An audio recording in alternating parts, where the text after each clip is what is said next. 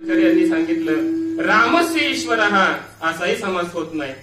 रामः ईश्वरः यस्य सह रामेश्वरः असा बहुव्रीही समासही होत नाही. रामेश्वर शब्दामध्ये कर्मधारय समास होतो आणि त्याचा अर्थ आहे रामश्च असौ ईश्वरः. याचा अर्थ राम आणि ईश्वर सदाशिव दोन्ही एकच आहे. विठाला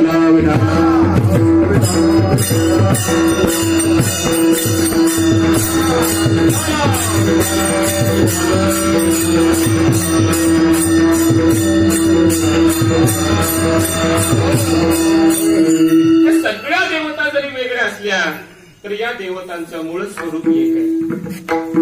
हरिहरा भेद नाही नका करू वाद. त्यांच्यामध्ये कसल्याही प्रकारचा वादच नाही. सगळ्या देवता स्वरूपानं एकच आहे. आता ऐका, यांच्यामध्ये एक देवता प्रसिद्ध आहे, सर्व प्रसिद्ध आहे, ती म्हणजे गणपती देवता सर्वात प्रसिद्ध. आणि म्हणूनच लोकमान्यांनी गणपती देवतेचा उत्सव सुरू केला. त्याची अनेक कारण आहेत, त्यातलं हेही एक कारण आहे. विघ्ननाशक अशी देवता आहे. पारतंत्र्याचं विघ्न आलेलं आहे ते दूर झालं पाहिजे याच्याकरता गणपतीची उपासना एक कारण आहे. तसं दुसरं कारण हेही आहे की जर समजा विष्णूची उपासना म्हणून उत्सव सुरू केला असता 10 दिवसाचा एखादा करू शकले असते, पण शैव आले नसते. कारण त्यांना माहिती होतं हरिहराच्या उपासकामध्ये काय भांडण चालले. विष्णूची उपासना सुरू केली असती तर शैव त्या संघटनेमध्ये सामील झाले नसते. शिवाची उपासना सुरू केली असती, उत्सव सुरू केला असता तर वैष्णव आले नसते. देवीची उपासना केली तर मग बाकीचे नसते आले. पण या सगळ्या 5ही देवतांमध्ये एक देवता गणपती अशी आहे की ती सर्वांना मान्य आहे.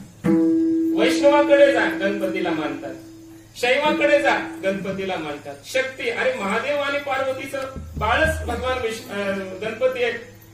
शक्तीचे उपासकही गणपतीला मानतात, शैवही मानतात, सूर्य उपासकही मानतात. अहो जगामध्ये जेवढे गणपतीचे भक्त आहेत तेवढे पांडुरंगाचे पण नाही. पांडुरंग आपल्या महाराष्ट्रापुरता आहे, इथं त्याचे वारकरी आहेत, पण बाहेर गणपतीची विशेष रूपानं उपासना केली जाते. ह्या सगळ्या गोष्टी ध्यानात घेऊन लोकमान्यांनी हा विचार केला असावा की गणपती अशी देवता आहे की सर्वांना मान्य, कोणी नाराज होणार नाही. म्हणून गणपतीचा उत्सव सुरू केला. सगळ्यांनी एकत्र यावं म्हणून, सगळ्यांनी एकत्र यावं आणि देशाच्या स्वातंत्र्याचा काही विचार विनिमय व्हावा या शुद्ध उद्देशाने हा उत्सव सुरू केला. परंतु खेदाने खंत व्यक्त करावी वाटते, हा उत्सव विकृतीकडे जात आहे. त्याच्यामध्ये विचित्र पद्धतीने गणपतीचं विसर्जन केलं जातं. ते कुठेतरी थांबलं पाहिजे. मोठ्या तलावामध्ये जसं आपण सुरुवातीला विधीपूर्वक स्थापना करून उत्सव सुरू केला मंत्रोच्चारपूर्वक, तसंच ब्राह्मण देवतेच्या हातानं विसर्जन करून व्यवस्थित त्या मूर्तीची विल्हेवाट लागावी. या सगळ्याची व्यवस्था झाली पाहिजे, अन्यथा काही उपयोग नाही.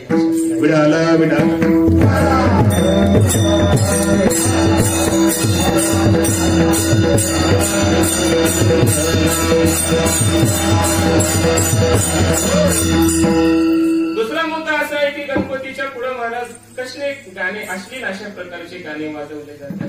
आपल्या संप्रदायाची, आपल्या संस्कृतीची विटंबना आहे, आपल्या देवी देवतांची विटंबना नाही. कधीतरी या तरुण पोरांनी याचा विचार केला पाहिजे. आणि आपल्या धर्माला आपण नाही जपणार तर कोण जपणार आहे? कोण जपणार आपल्या धर्माला? स्वाभिमान असला पाहिजे. या धर्मासाठी छत्रपती संभाजी महाराजांनी आपल्या प्राणाची आहुती दिली, प्राणाचं बलिदान दिलं. मरायला तयार झाले पूर्वीचे क्रांतीवीर या देशासाठी आणि धर्मासाठी. आणि आपण त्या धर्माचा खेळ मांडलाय.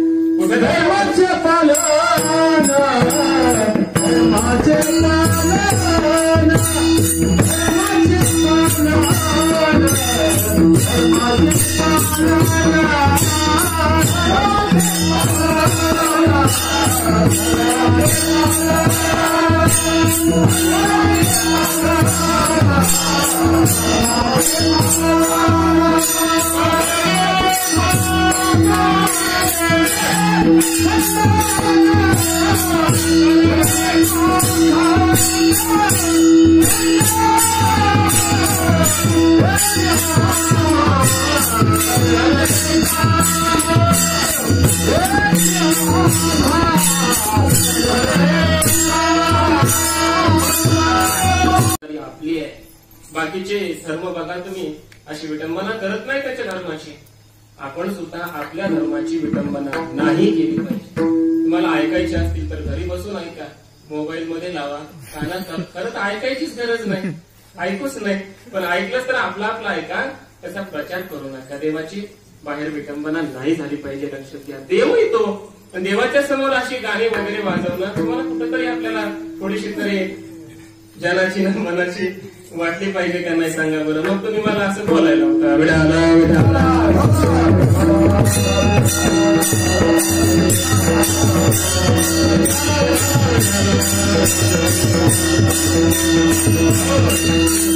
पण ह्या गणपतीच्या पुढे मात्र नाही बरं का. आता इथं जवळच माझं घर असल्यामुळे ऐकू येतं मला. इथं गाणे पिणे जास्त वाजत नाही, जास्त तर वाजत नाहीत किमान.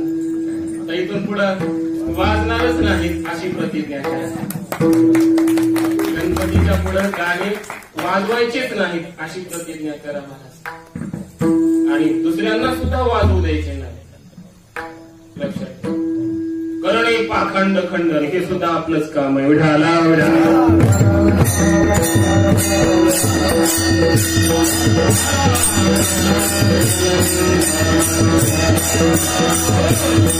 इथं येऊन काय विचार झाला पाहिजे? देशाचा, धर्माचा एकत्र आलो पाहिजे. आपण चर्चा झाली पाहिजे, बोललो पाहिजे, गावाच्या संबंधाला बोललो पाहिजे. गावामध्ये आपल्या निर्व्यसनता कशी शिकवते, पोरं निर्व्यसनी कशी बनतील याचा विचार करावा. लहान लहान मुलं व्यसनी होत आहेत म्हणजे कुठेतरी थांबलं पाहिजे ना. मग तरुण पोरांनी एकत्र यावं, विचार करावा, संघटना निर्माण व्हाव्यात, चांगल्या संघटना निर्माण व्हाव्यात. संगच्छत्वम संवदत्वम संवो मनांसी जानताम असं आपल्याला वेदानं सांगितलं. एकत्र आलो पाहिजे, सोबत चाललो पाहिजे, चांगले विचार केले पाहिजे, चांगल्या गोष्टी ठरवल्या पाहिजे. त्यासाठी आपणच पुढे आलो पाहिजे. लक्षात ठेवा. म्हणून या सगळ्या गोष्टीचा विचार आपण केला पाहिजे. गणपती ही विघ्न नाशिक देवता आहे, सर्व मान्य, सर्व प्रसिद्ध, बुद्धीची दात्री देवता आहे. विद्या प्राप्त होते. ज्ञानोबरायांनी काय गोड वर्णन महाराज. ज्ञानेश्वरी सारख्या अपूर्व ग्रंथामध्ये ज्ञानोबरायांनी गणपतीचं सुरुवातीच्या अध्यायातच वर्णन केलंय. ओम नमोजी आद्या वेद प्रतिपाद्या जय जय स्वसंवेद्या आत्मरूपा देवा तुझी गणेशु सकलात्मति प्रकाशु मणे निवृत्ती दासो अवतारी तुझी. हे शब्द ब्रह्मशेष पहिल्या 20 ओव्या गणपतीचंच वर्णन करणार. वाङ्मयीन गणपतीचं वर्णन माऊलींनी तिथं सोंड भरून केलेलं आहे महाराज. गणपतीची सोंड माऊलींनी सरळ सांगितली. थोडे काही नवीन विषय सांगतो ऐका. तुम्हाला जगातल्या सगळ्या गणपतीची सोंड जवळजवळ वाकडीच दिसणार. वक्रतुंड नावच आहे.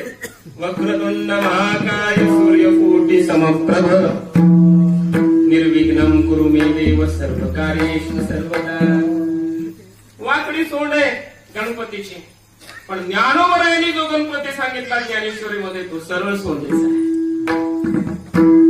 विवेकी तव विवेक तव सुविमळू तोची शुंडादंडू सरळू जेत परमानंद केवळू महासुखाचा. शुंडादंडू सरळू गणपतीची सोंड ही सरळ आहे म्हणतात ज्ञानोबराय. किंबहुना माऊलींच्या गणपतीची सोंड तरी कशी आहे? रुजू आहे, पूर्ण सरळ आहे. आपल्या गणपतीची जरा सरळ थोडी वाकडीच आहे. सरळ सोंडेचा गणपती म्हणजे का बरं सरळ आहे? माऊलींचा गणपती हा सरळ सोंडेचा आहे. हेच माऊलींचं वैशिष्ट्य आहे. मला नवीनच सांगतात. प्रत्येक गोष्टीत माऊलींचं काहीतरी अपूर्वच आहे. जगात जे कुणीच सांगितलं नाही, कधीच सांगितलं नाही, ते ज्ञानोबराय सांगतात. हेच माऊलीचं वैशिष्ट्य आहे. याचं उत्तर माऊलींनी पुढे 17व्या अध्यायामध्ये दिलंय. गणपतीची सोंड मी पहिल्या अध्यायामध्ये सरळ सांगितली म्हणे आणि 17व्या अध्यायामध्ये पुन्हा गुरु गणपतीचं वर्णन केलंय. गुरुरूपी गणपतीचं वर्णन करत असताना विश्वविकासित मुद्रा तया सोडवे तुझे योग निद्रा तया नमोजी गणेंद्रा श्री गुरुराया. त्या ठिकाणी गणपतीचंच वर्णन आहे आणि तिथं माझ्या गणपतीची सोंड ही सरळ काय त्याचं उत्तर दिलं. ज्ञानोबराय म्हणतात जे तुझ्या विखी मूड तया लागी तू वक्रतुंड ज्ञानियासी तरे अखंड उजूची आशी.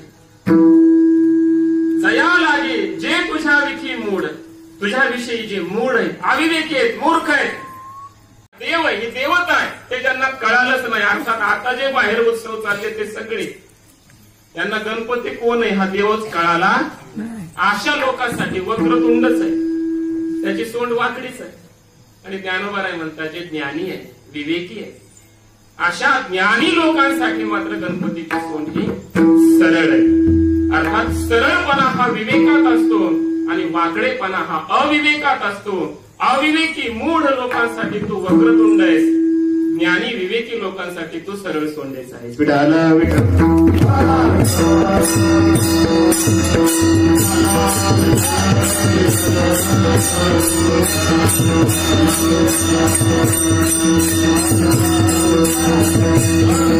या गणपतीच्या संबंधाने आणखी थोडंसं चिंतन सांगायचं म्हणजे गणपतीचे सुद्धा अनेक अवतार होतात. जसे पांडुरंगाचे अवतार आहेत तसे गणपतीचे सुद्धा वेगवेगळे अशा प्रकारचे अवतार होतात. चारही युगामध्ये गणपतीचे अवतार आहेत. चारही युगामध्ये गणपतीचं नाव वेगळं आहे, त्याचं वाहन वेगळं आहे, त्याचे हात वेगवेगळ्या पद्धतीचे. कृतयुगाचा गणपती वेगळा. कृतयुगामध्ये गणपती बाप्पा विनायक या नावाचे होते. विनायक असं नाव होतं. 10 हाताचे गणपती बाप्पा होते आणि सिंह हे वाहन होते. गणेश पुराणामध्ये वर्णन आलेलं आहे. सगळं उपपुराण आहे गणेश पुराण, महर्षी व्यासांचं निर्मित. त्रेतायुगामध्ये मयुरेश्वर असं नाव आहे गणपतीचं. 6 हाताचे गणपती आहेत आणि वाहन आहे मोर, मोरावर बसलेले आहे, 6 हाताचे. ज्ञानोबरायांनी आता जे सांगितलं पहिल्या अध्यायामध्ये जे गणपतीचं वर्णन केलंय तो त्रेतायुगाचा गणपती आहे, 6 हाताचा आहे. 6 हातामध्ये 6 शास्त्र ज्ञानोबराय बसवतात. तर्कुतोची फरशु, नीतिभेदो अंकुशु, वेदांतु तो महारसु, मोदको मिरवी, एके हाती दंतु तो स्वभावता खंडितू, तो गौतमत संकेतू वार्तिकाचा, मग सहजे सत्कार वादू तो पद्म करू वरदू, धर्म प्रतिष्ठा तो सिद्धू अभय हस्तू. 6 हातांचं वर्णन केलंय. देखा षडदर्शने मणिपती, तेची भुजांची आकृती, असं वर्णन आहे. सांख्य, योग, न्याय, वैशेषिक, मीमांसा आणि उत्तर मीमांसा 6ही शास्त्र 6 हातामध्ये बसवतात. हा त्रेतायुगाचा ज्ञानोबरायांनी गणपती स्वीकारलेला. द्वापार युगामध्ये गणपती 4 हाताचा आहे. नाव आहे गजानन आणि वाहन आहे उंदीर. या द्वापार युगातील गणपतीचं आपण पूजन करतो. 4 हाताचा गणपती आहे, वाहन उंदीर आहे आणि गजानन असं गणपतीचं नाव आहे. हा द्वापार युगातला गणपती आहे. कलियुगामध्ये अजून गणपतीचा अवतार झालेला. कलियुगामध्ये सुद्धा गणपतीचा पुढं महाप्रलय होत असताना अवतार होणार आहे. गणपतीचं नाव असणार आहे धूम्रकेतू.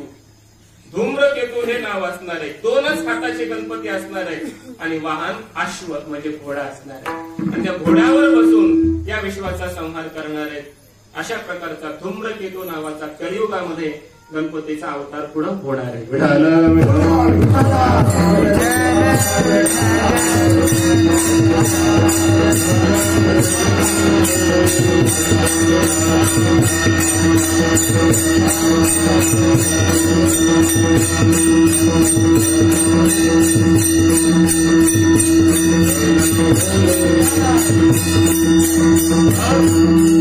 युगे युगे भिन्न नामा गणेशो भिन्न वाहनश्च, असं वर्णन आहे गणेश पुराणामध्ये. प्रत्येक युगामध्ये गणपती भिन्न नामा, वेगवेगळ्या नावाचे आहेत, वेगवेगळ्या हाताचे आहेत आणि वेगवेगळ्या वाहनाचे आहेत. असे गणपती बाप्पा आहेत. त्यांचं वर्णन केलेलं आहे. शास्त्रामध्ये भरपूर वर्णन आहे.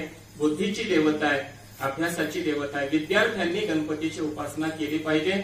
मनाला एकाग्र करण्यासाठी, आपला अभ्यास होण्यासाठी, बुद्धी स्थिर होण्यासाठी, शुद्ध होण्यासाठी, पवित्र होण्यासाठी आपण गणपतीची उपासना करावी. म्हणून गणपतीची उपासना केली जाते. अशाच गणपतीची उपासना करणारे चिंचवडमध्ये एक मोरया गोसावी नावाचे ब्राह्मण होते.